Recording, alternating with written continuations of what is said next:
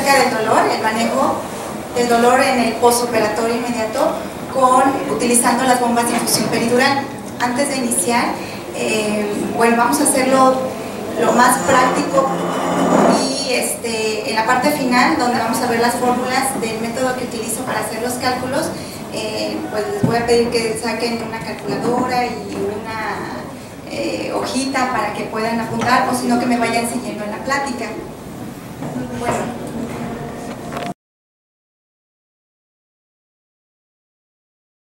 Desagradable asociada con una lesión tisular real o potencial o descrita como la ocasionada por dicha lesión. Hay muchísimas clasificaciones del dolor.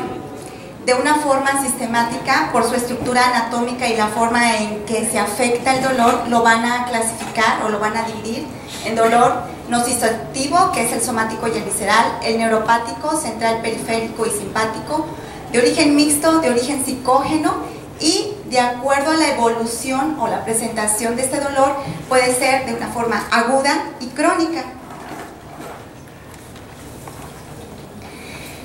El dolor nociceptivo, dijimos, es somático visceral. A su vez, el somático puede ser superficial y profundo. El dolor no nociceptivo es el neuropático y está dividido a través del nervio periférico o del sistema nervioso central. Las características del dolor somático es que se activan nociceptores superficiales, encontrados principalmente en la piel, y los profundos en articulaciones, hueso o músculo. El dolor que nos va a referir el paciente es bien definido, intenso, punzante, y ejemplos de este tipo de dolor: cuando el paciente tiene el dolor postquirúrgico incisional, que es el tema de nuestra plática, dolor miofacial, de músculo esquelético o inclusive las metástasis a hueso. El dolor visceral se lleva a cabo por medio de la activación de nociceptores de vísceras torácicas, abdominales o pélvicas.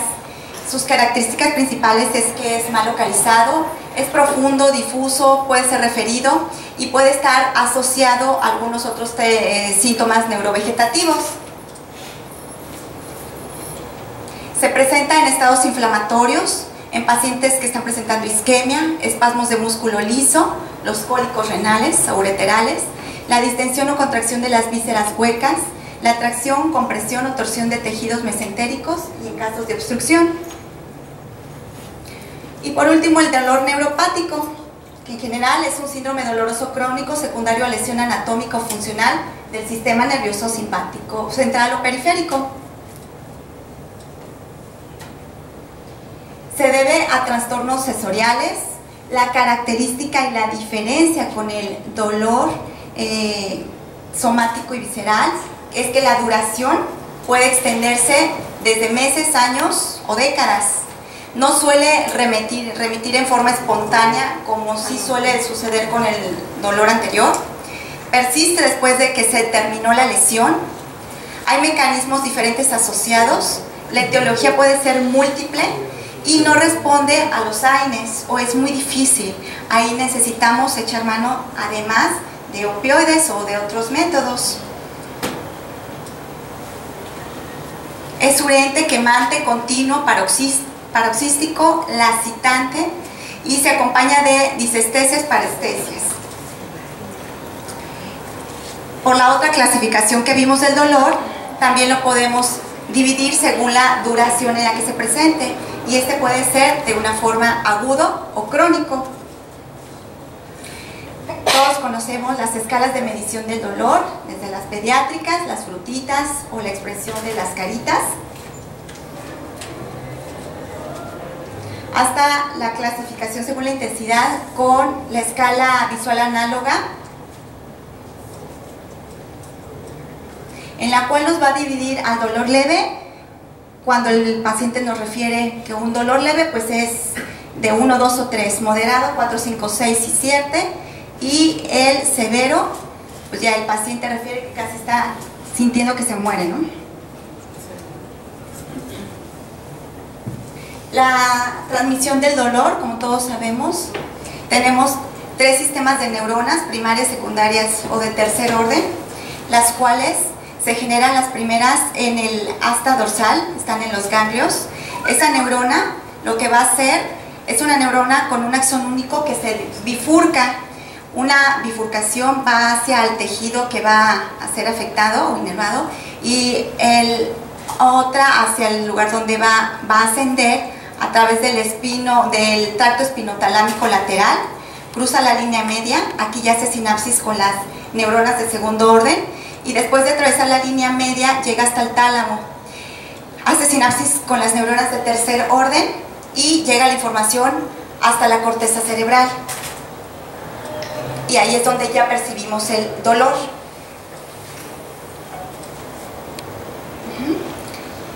Los procesos o la fisiología del dolor se dividen en 4, la percepción, el procesamiento o la modulación, la transmisión del impulso y la transducción. Por lo tanto, hablamos de nociceptores, los cuales son terminaciones nerviosas libres de las fibras nerviosas, abundantes en la piel, en los músculos, en el periósteo, en vísceras y en cápsulas de los órganos internos. Las fibras A, beta, gamma, delta, las B, las C, de acuerdo a su diámetro, están compuestos por una capa de mielina, la cual puede ser muy gruesa o fibras muy delgadas, y por lo tanto la transmisión del impulso, de acuerdo a la capa de mielina, puede ser entre fibras, las que están más amielínicas, la velocidad del impulso es mucho más rápido que las de capa gruesa, en las cuales la transmisión es más lenta. También a su vez tenemos para la percepción y para la fisiología del dolor los neurotransmisores.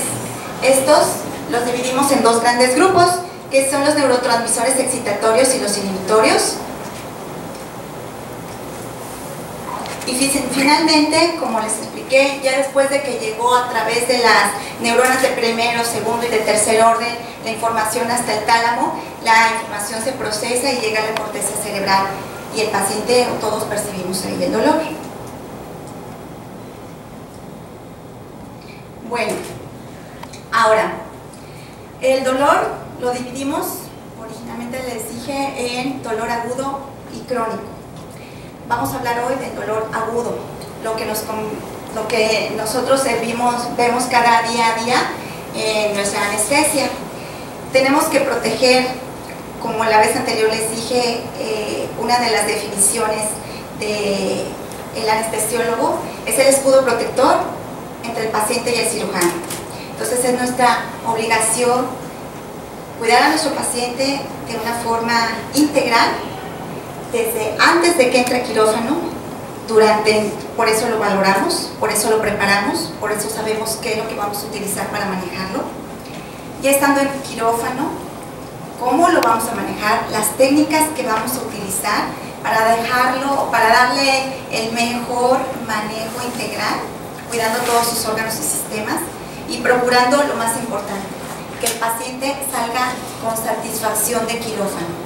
Y para lograr esa satisfacción tenemos que evitar que el paciente curse con dolor durante la cirugía y que en el posoperatorio inmediato y en los días posteriores a la cirugía el dolor esté lo más disminuido posible, ¿de acuerdo? No se vale que nada más nos enfoquemos en que durante la anestesia lo tengamos bien dormido o que no se mueva por el bloqueo y en el posoperatorio ya esté gritando o aullando de dolor. Nuestra obligación es protegerlo y cuidarlo desde antes de iniciar la cirugía hasta el posoperatorio.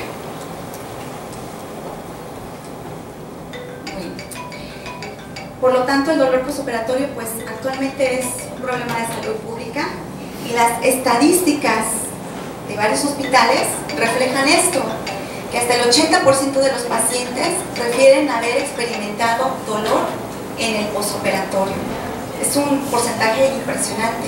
Y de este 80%, del 50 al 70% de los pacientes experimentaron el dolor agudo moderado a severo. El dolor posoperatorio es resultado de la estimulación de nociceptores y especialmente los de la piel. Dependiendo del tamaño y de la profundidad de la incisión quirúrgica, se puede predecir la evolución del mismo. Por eso vamos a planear bien nuestra anestesia y vamos a ver cómo vamos a manejar el dolor. El dolor postoperatorio, si no es bien controlado y se presenta, porque es algo que no se debe de presentar o de ser muy leve, dado caso de que el paciente refiera a dolor postoperatorio, ¿qué me va a hacer? Va a ser un círculo vicioso en el cual va, uno, a incrementar la mortalidad de este paciente, a incrementar la estancia hospitalaria, por lo tanto, los costos hospitalarios. Ese síndrome doloroso agudo se puede convertir en un síndrome doloroso crónico y puede llegar hasta deteriorar la calidad de vida de los pacientes. Por eso la importancia de evitarlo, de que no se presente. Según como vimos la fisiopatología, si la transmisión del impulso llega hasta las neuronas de tercer orden y la corteza cerebral llega a enterarse o a recibir la orden de que ya se percibió el dolor, va a ser más difícil que podamos controlar el dolor en el postoperatorio.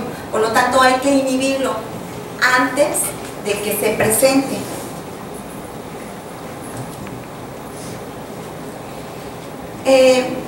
Si se presenta el dolor, nos va a afectar toda la fisiopatología del paciente.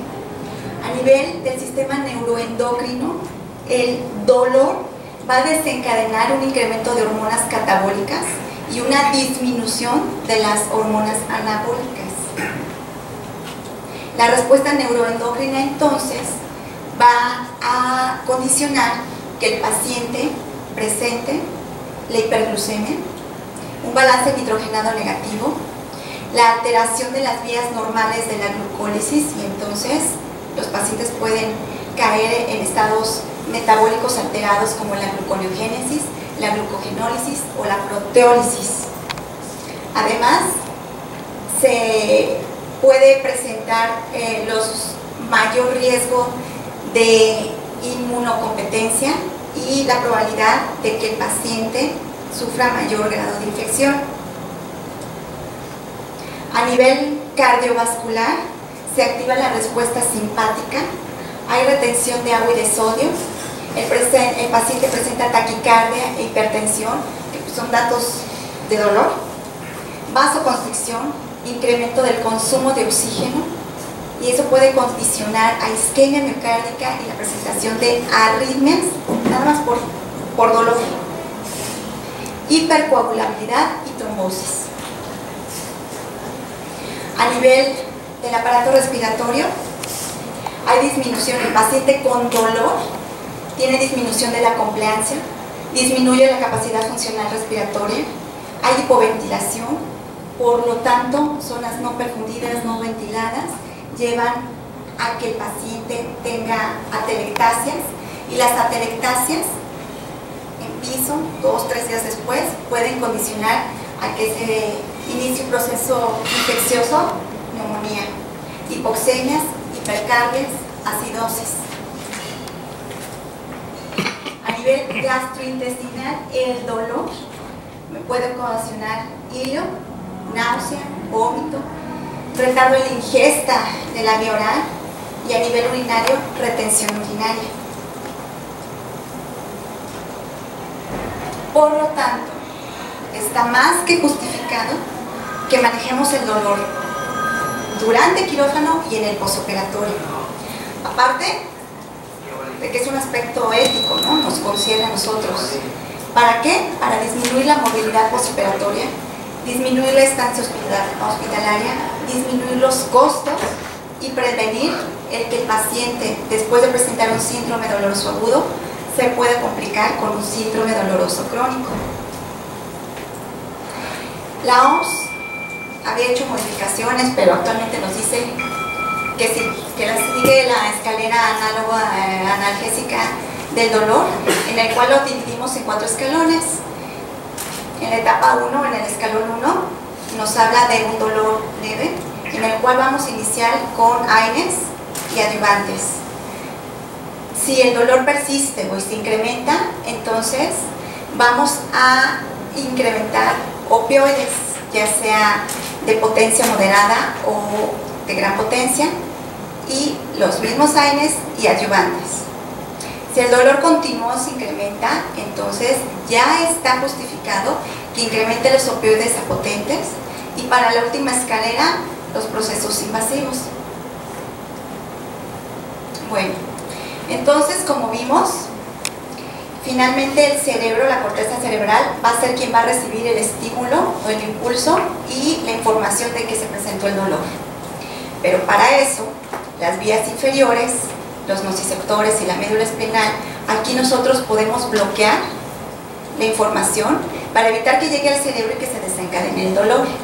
Y estos son todos los medicamentos que podemos utilizar a nivel central o nivel periférico para evitarlo.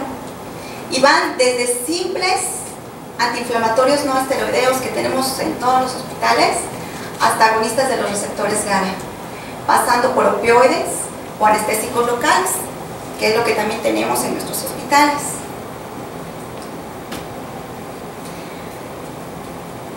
Y llegando al punto clave de esta plática es cómo podemos echar mano, aparte de utilizar la vía intravenosa, porque es lo que generalmente hacemos en quirófano.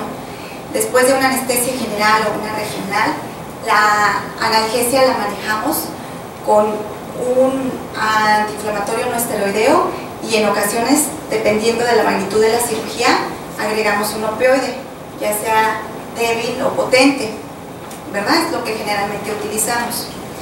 Pero lo que yo les voy a hablar es acerca de las infusiones peridurales, las que utilizamos ya sea con bombas de infusión elastoméricas, las bombas de Hong Kong, y lo que hoy les voy a platicar es acerca de utilizar las infusiones cuando los pacientes no tienen la cantidad suficiente para comprar una bomba de Hong Kong, que en promedio sabemos que cuestan de entre 500 y 700 pesos.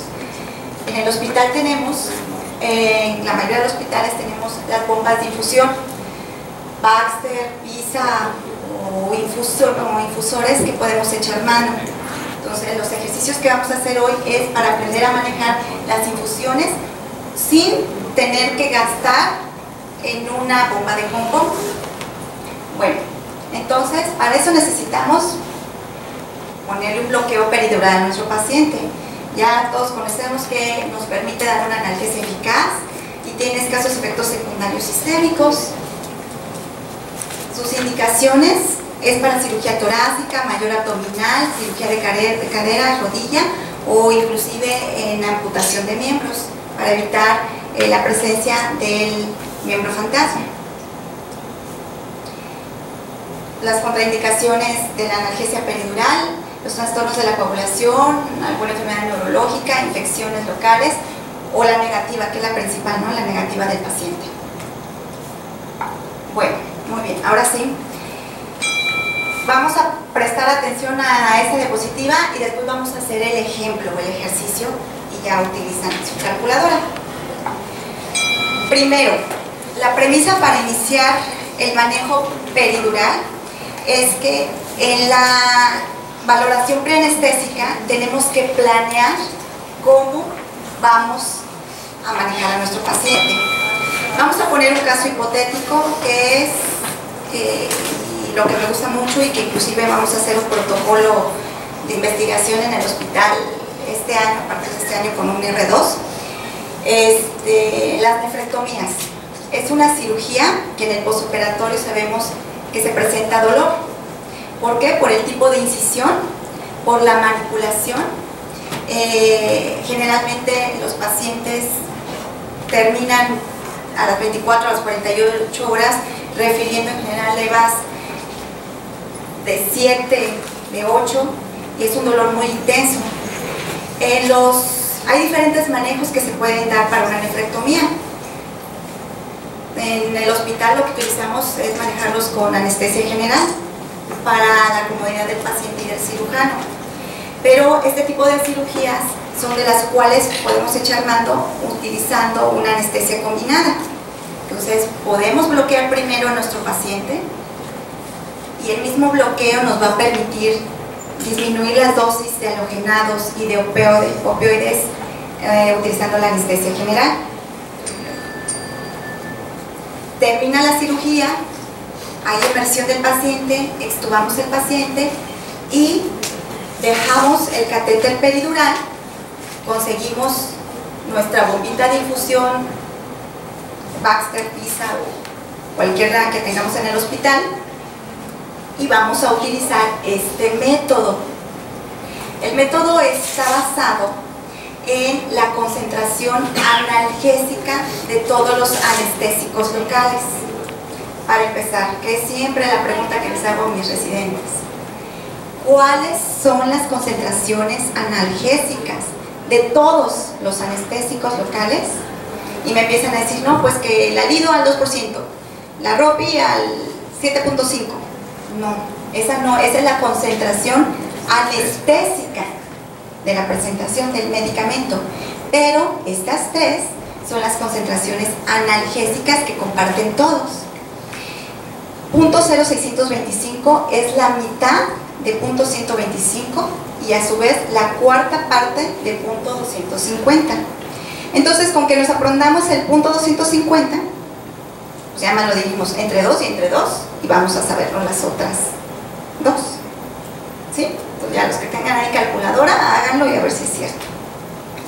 Bueno, esa concentración analgésica de 0.250, por ende, es 4 veces más que esta. Y por lo tanto, la vamos a utilizar en pacientes que esperamos que el dolor sea severo, o sea, las primeras 24 horas de la infusión. Y si planeamos nosotros dejar nuestra bomba 3 o 4 días, pues podemos ir graduando de acuerdo a la evolución del paciente y bajar nuestra concentración días posteriores a 0.125 o inclusive 0.0625. ¿Sí? Bueno, primer punto, la planeación de acuerdo a la valoración. Fuimos a visitar a nuestro paciente, es un hombre, pues son más sensibles al dolor los hombres, entonces es un hombre que ha tenido mala experiencia con la anestesia, con las cirugías previas, es un caso hipotético, ¿no? Con cirugías previas siempre ha tenido dolor postoperatorio. Entonces tiene miedo a la cirugía, no tiene miedo, perdón, tiene miedo a la anestesia, no tiene ni siquiera miedo a la cirugía. Cuando lo vamos a visitar, ya le planteamos que para evitarle que vuelva a tener una experiencia negativa, vamos a manejarlo de una forma combinada. Le vamos a poner un bloqueo y posteriormente lo vamos a dormir. Saliendo de quirófano, le vamos a dejar su infusión peridural y le vamos casi a asegurar que el dolor va a ser mínimo. Es imposible que evitemos el dolor, imposible, pero sí les podemos ofrecer a nuestros pacientes el beneficio de decirle, si usted en sus cirugías previas había presentado dolores de 7, de 8, de 9, en esta cirugía téngalo por seguro que su dolor va a ser leve. Y entonces, impulsando al paciente, pues nos va a decir, sí doctora, sí me animo y póngame mi bloqueo. Bueno, ¿a qué altura vamos a poner el bloqueo? Es otra cosa que vamos a planear. La altura del bloqueo para dejarle una impregnación, una infusión peridural, va a ser de acuerdo a la incisión quirúrgica de la cirugía. Normalmente, para todas las nefrectomías, si utilizamos la anestesia combinada, pues le ponemos el bloqueo a la altura de L1, L2 o L2, L3 y ya. Pero esa altura no nos va a ayudar a que en el postoperatorio, por las metámeras que se inervan y la altura que del bloqueo, suba hasta donde está la incisión quirúrgica. Lo que buscamos entonces es primero planear a qué altura más o menos hacen las nefrectomías. De 12. Entonces ahí es donde vamos a colocar nuestro catéter. T10, T11, T12.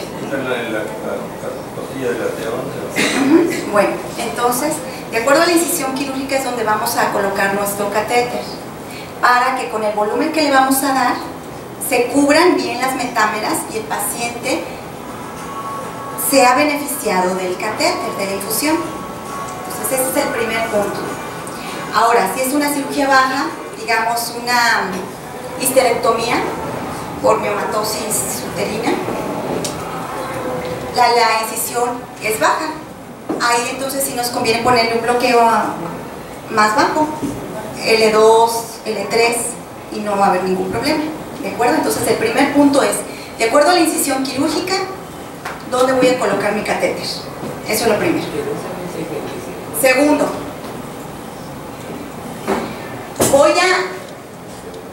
lo voy a dividir en dos partes. Una se llama la impregnación y la otra es el mantenimiento. Vamos en orden, vamos a empezar por la impregnación. A la impregnación y el mantenimiento lo vamos a dividir en etapa A, B y C, o pasos 1, 2 y 3, para que no se nos olvide. El punto A, primer paso, va a ser el volumen. El volumen lo vamos a calcular de 3 a 4 metámeras por arriba y debajo de cada herida quirúrgica. Y si el bloqueo lo pusimos a nivel torácico, le vamos a dar 1 mililitro por cada metámera que calculamos. Si el bloqueo nos quedó a nivel lumbar, le vamos a dar 1.5 milímetros por metámera. Ejemplo, la nefrectomía, le pusimos su bloqueo a la altura de T11, T12 y queremos subirnos 4 metámeras hacia arriba y 4 hacia abajo, más la que estamos bloqueando. En total, ¿cuántas son? 4 y 4 y una son 9. El bloqueo lo pusimos a nivel torácico, entonces 1 mililitro por metámera van a ser 9 mililitros. Entonces, el primer inciso, volumen, equivale a 9 mililitros. Inciso B, tengo que sacar la concentración del anestésico local que voy a poner. ¿Qué anestésicos locales tenemos en los hospitales?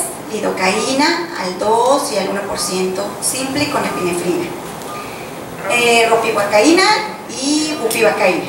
Bueno, entonces, para calcular de mi frasco, vamos a poner la ropivacaína, de mi frasco o de mi ámpula de ropivacaína, ¿cuántos mililitros tengo que tomar para dejar esta concentración?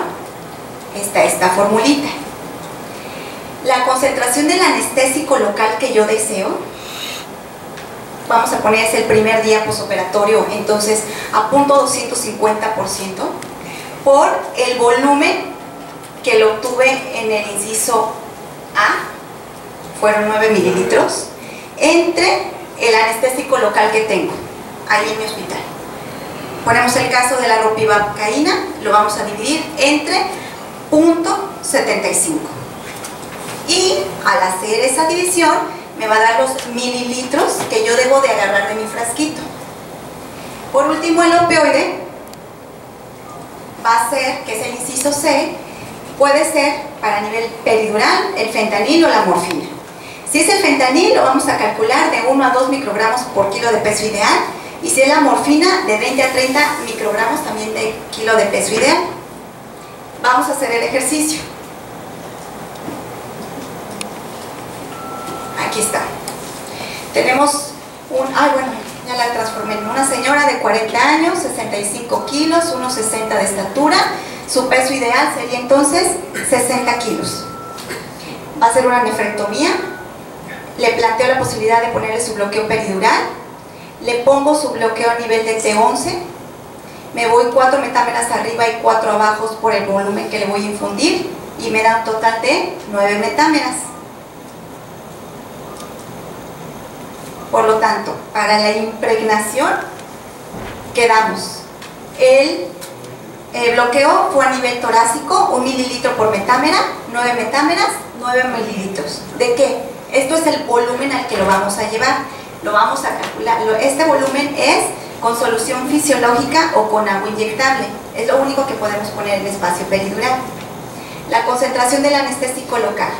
La concentración a la que yo quiero tener mi anestésico para dolor severo el primer día, 0.250 por el volumen que obtuve en el inciso A, 9 mililitros, entre el anestésico local que tengo.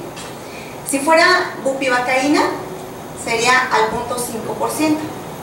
Bueno, es al 5%, entonces sería por 0.5. ¿Sale? Esta división, bueno, multiplico y divido y me da 3 mililitros. Aquí ya llevo 9 mililitros, acá llevo 3 mililitros. Por último, el opioide. Escogí fentanil. Pesa 60 kilos. Quedamos que era de 1 a 2 microgramos para la impregnación. Me voy a 2. Son 60 por 2, 120 microgramos. Muy bien. Vamos a redondear también aquí.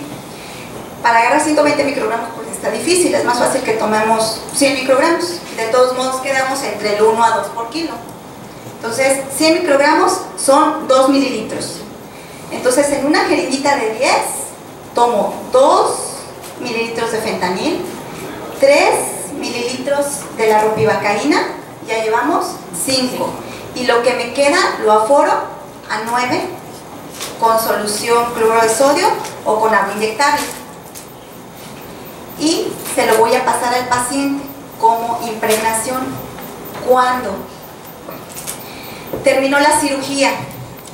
Desde que puse mi bloqueo inicial, quise utilizar mi bloqueo y utilicé la misma, pongamos, ropivacaína, pero a concentraciones anestésicas. Le puse la dosis a lo mejor 20 mililitros, lo que le tocaba al paciente. De ahí lo intubé y toda la cirugía estuvo muy estable, muy poca dosis de opioide y muy poca concentración de halogenato. Termina la cirugía. Si yo calculo que la cirugía duró aproximadamente, digamos, 3 horas y utilicé ropivacaína, la vida media de la ropivacaína que utilicé inicial a la hora de la extubación ya se va a eliminar. Entonces, a ese paciente, después de que lo extubé, ya no va a tener efecto anestésico de la ropivacaína. Y a este paciente lo puedo impregnar. Lo estoy extubando, le paso su dosis de impregnación y pasa a recuperación. Ya en recuperación voy a empezar el mantenimiento. El mantenimiento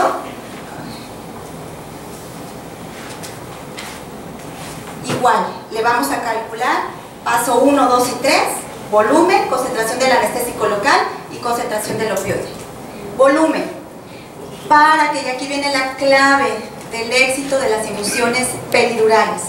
Para que una infusión peridural sea efectiva, por lo menos se necesitan de 4 a 10 mililitros por hora a pasar. ¿Qué quiere decir? Que las bombas de home pump pequeñitas de 60 mililitros que pasan 2 mililitros por hora no nos funcionan para infusiones peridurales.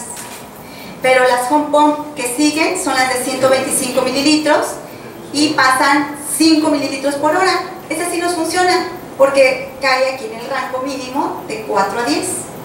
Y de ahí en adelante tenemos más home pump de más mililitros, más volumen, etc. Bueno, quedamos que nuestro paciente, lo que vamos a aprender hoy es para no utilizar o ya no comprar home pump y sí utilizar una bomba de infusión del hospital. Tenemos en el hospital las bombas de infusión y equipos para esas bombas. Metricet. Esos Metricet, dependiendo del hospital, hay presentaciones que vienen de 100 mililitros y otros de 150 mililitros.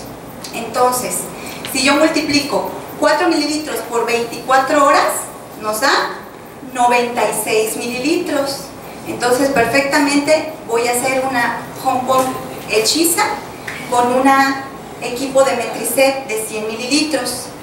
¿Sí?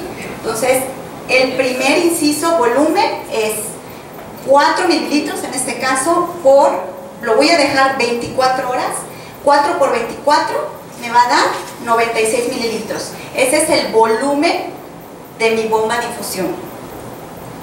Si quiero usar, o estoy en otro hospital en que tengo Metricet de 150, pues lo puedo calcular a lo mejor a 5, a ver, 5 por 24, ¿cuánto es? 120, y el de 150 también me funciona. Todo lo que sea a partir de 4 y máximo a 10 va a funcionar. Entonces ya me voy a adaptar pues a lo que tenga en mi hospital. Entonces ya hicimos el ejercicio con un Metricet de 100 o con un Metricet de 150. Segundo inciso, la concentración del anestésico local.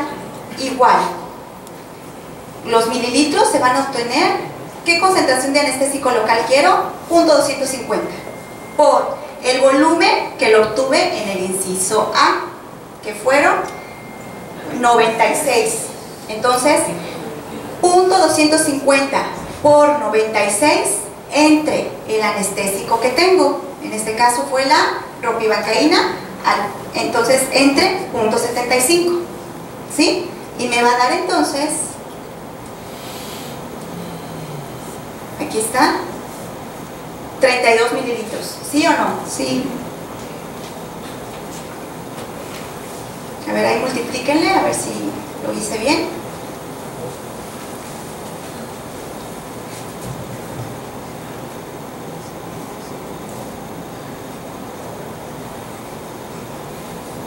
¿Sí? Bueno, parece que sí, ¿no? Entonces vamos a redondear. Pues le ponemos 30. Entonces llevamos 96 mililitros de solución cloruro de sodio o agua inyectable, 30 mililitros de la ropivacaína. Y el opioide dijimos que el fentanil se calcula de 5, fíjense bien, de 5 a 20 microgramos por hora. La morfina de 3 a 5 microgramos por kilo por hora. ¿Ven la diferencia? ¿Sí? ¿Qué quiere decir? El fentanil, aunque tome yo la concentración máxima, que son 20 microgramos por hora, en 24 horas, 20 por 24, son 480. O sea, lo máximo que puedo poner para 24 horas va a ser una ámpula. Me va a ocasionar un efecto deleterio 500 microgramos en 24 horas, ¿no? ¿De acuerdo? Pero está en base a esto. Ahora, de mi poquita experiencia que tengo, yo les recomiendo que empiezan a partir de 10. Y ya de 10 a 20 ya se pueden ir titulando de acuerdo, uno, a la percepción del dolor del paciente. Hay pacientes que tienen un umbral muy bajo y otros muy altos para el dolor. Segundo, del tipo de cirugía y simplemente de la experiencia que haya tenido el paciente con las cirugías previas. ¿De acuerdo? Más o menos para una nefrectomía en 15 microgramos por hora son muy efectivos. O un paciente que tuvimos para una resección de un tumor fibroso solitario, se lo dejé a 20 y andaba la señora caminando al día siguiente como si nada y ningún efecto secundario, ni retención urinaria, ni prurito, nada, absolutamente ni náusea tuvo. Bueno, entonces, regresándonos al ejemplo, el fentanil, calculado a 15 por 24 horas, 360 microgramos. Redondeamos. 360 microgramos son 7 mililitros.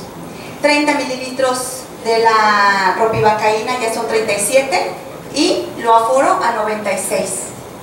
Lo vacío todo en mi Metricet, hurgo mi Metricet, lo coloco en la bomba y le indico pasa a 4 mililitros por hora. Se lo coloco o lo conecto al catéter peridural y va a estar mi paciente feliz y contento. Ahora, en esto entra el término de la analgesia multimodal.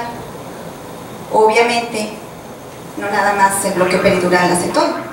Vamos a proteger los efectos secundarios que podamos tener. Voy a poner un opioide, le protejo de la náusea y el vómito y pongo el medicamento de la marca y clase que ustedes gusten. Y todo esto lo puedo reforzar con un AINE.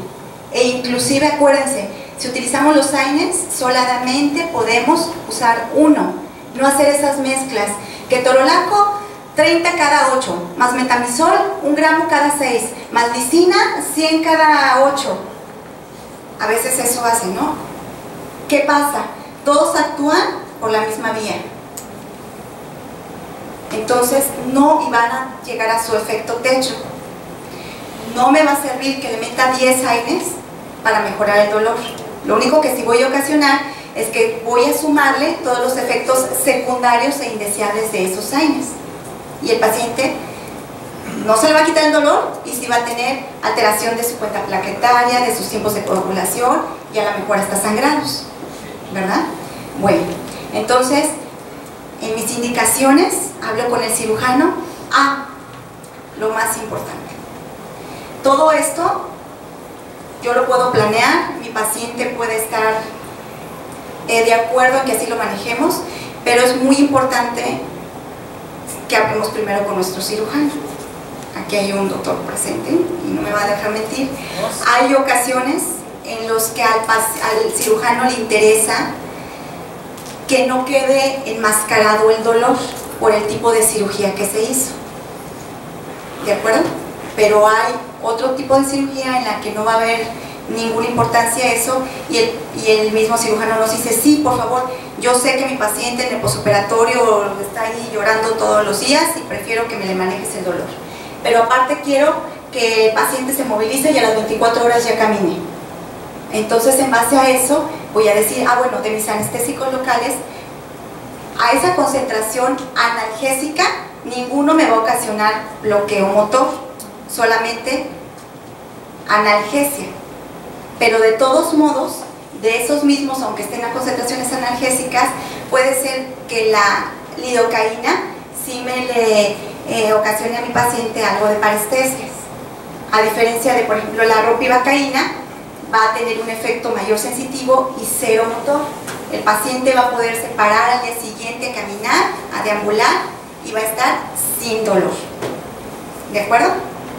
Entonces, aparte de nuestra planeación, pues hablar bien con el equipo quirúrgico, que finalmente eso somos un equipo, y plantearle la posibilidad de que nosotros nos podemos hacer cargo del dolor durante la cirugía y después de la cirugía en el posoperatorio inmediato, 24, 48 o hasta 72 horas con nuestra infusión. ¿De acuerdo? Bueno. A ver, hacemos otro ejercicio para ver si aprendieron. Muy bien. Vamos a regresarnos a las formulitas. Bueno, acá ya se las aprendieron.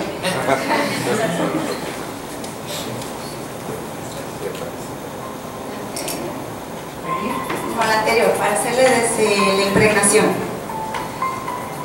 Es igual una mujer de 50 años, sin ningún antecedente de importancia, y le van a hacer una histerectomía abdominal.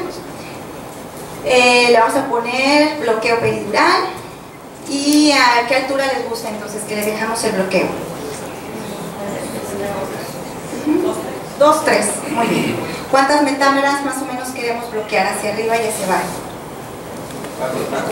4 y 4, y la que bloqueamos 1, entonces son 9. Primer inciso fue lumbar, nuestro bloqueo. ¿Cuántos mililitros le tocan entonces? 13,5. 9 por 1.5, 13.5. ¿Sí? Muy bien.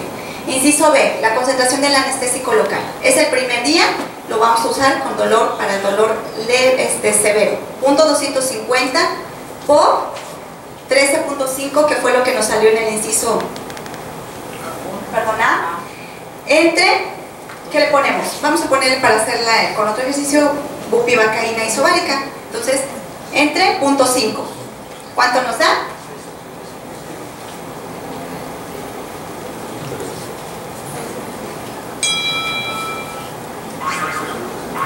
¿Cuánto? A ver. Primero fue 1.5 por 9. Son 13.5 por 0.250 entre 0.5.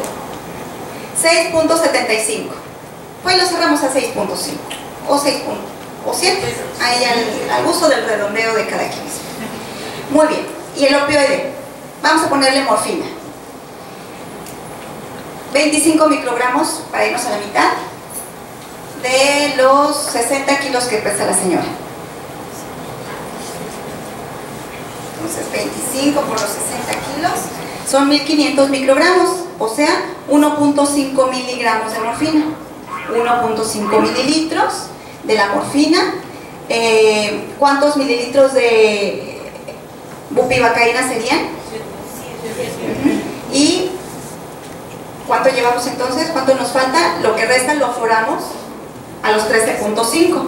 ¿Sí? Entonces esa fue la impregnación. ¿Alguna duda de este ejemplo?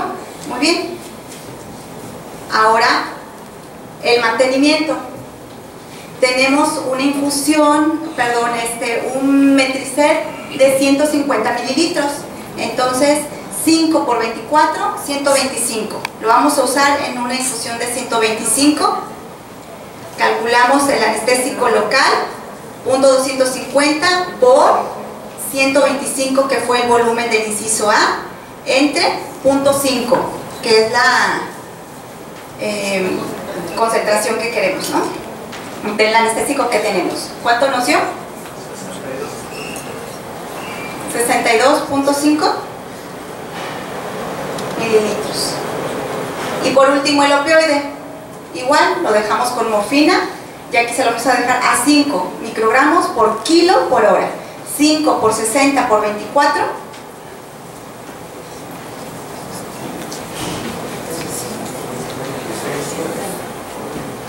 1800, entonces es 1.8 miligramos. Entonces sacamos nuestros mililitros, y todo lo aforamos al volumen de 125. Purgamos nuestra Metricet, abrimos nuestra bombita de infusión y le indicamos que pase a 5 mililitros por hora. Lo conectamos al paciente al catéter peridural, dejamos nuestras indicaciones, los líquidos, el antiemético, el protector de mucosa gástrica y un aire, y nuestra infusión que va a estar a cargo de nosotros y que a las 24 horas lo vamos a ir a valorar, ¿de acuerdo? Para ver si incrementamos nuestra concentración en dado caso de que lo hubiéramos dejado acá en moderada, o la dosis del opioide, ¿de acuerdo? Muy bien. Y por último, los equipos de Metricet tienen la desventaja, utilidad, pero para nosotros un poco de desventaja, que tiene unas como vía en Y para pasar enfermería a medicamento, ¿verdad? Bueno, si dejamos nuestra infusión peridural, entonces nada más con una gasa y micropor o tela adhesiva hay que parchar o proteger esas entradas, exactamente, y colocar ahí bien que la bomba es peridural, porque también eso puede dar pie a que llegue un personal no entrenado o que no sabe y pasar algún medicamento que va intravenoso por nuestra vía peridural. Entonces ya parchados o protegidos, pues no va a haber ningún problema. Sí suele pasar, y no es algo raro, pero por ejemplo, por eso vamos a prevenir. ¿De acuerdo?